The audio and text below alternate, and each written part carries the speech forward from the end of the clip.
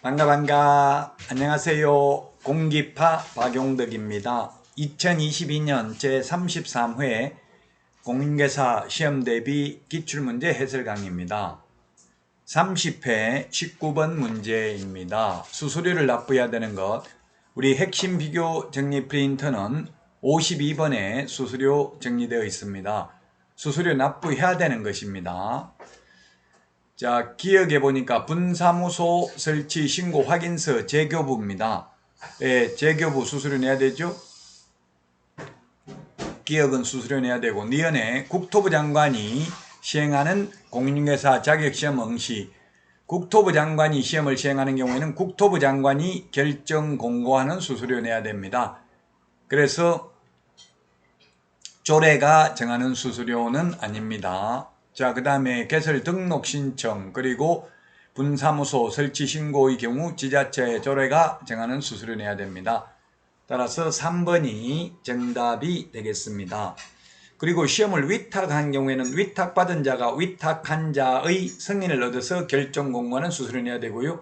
응시 수수료, 자격증 재교부 수수료, 시도조례입니다. 그러나 자격증을 처음 교부할 때는 수수료 내지 않는다는 점도 주의하시기 바랍니다.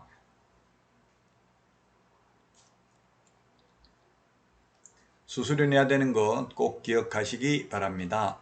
시도조례가 정하는 수수료 2개, 시군구조례가 정하는 수수료 4개죠. 시험 응시, 자격증 재교부 1번, 2번은 시도조례고요. 나머지 3번부터 6번은 시군구조례가 되겠습니다.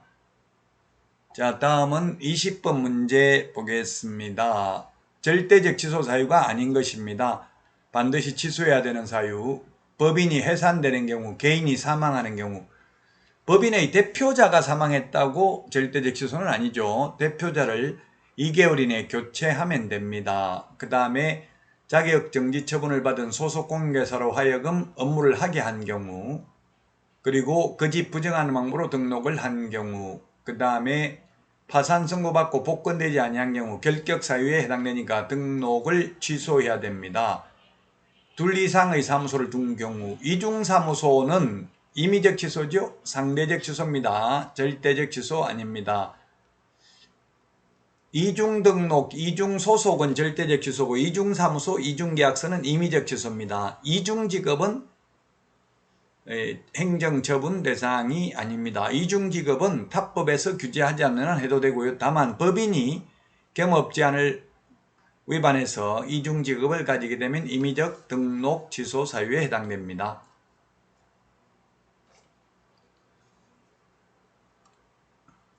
다음은 21번 문제입니다. 21번.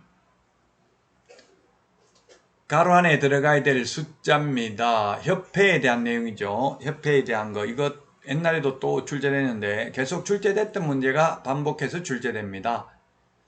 협회를 설립하고자 하는 때에는 발기인이 작성하여 서명날인한 정관에 대하여 회원 600명 이상이 출석을 해야 됩니다. 회원 600명 이상. 600명 이상이 출석을 해야 되고요. 그 다음에 과반수 동의를 얻어서 국토부 장관 설립 인가받아서 설립 등기함으로써 성립합니다. 인가는 받아야 됩니다. 600명 이상이죠.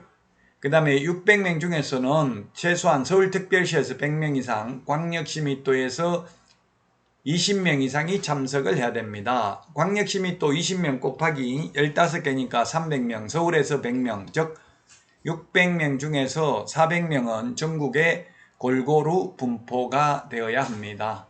따라서 4번이 정답이 되겠습니다.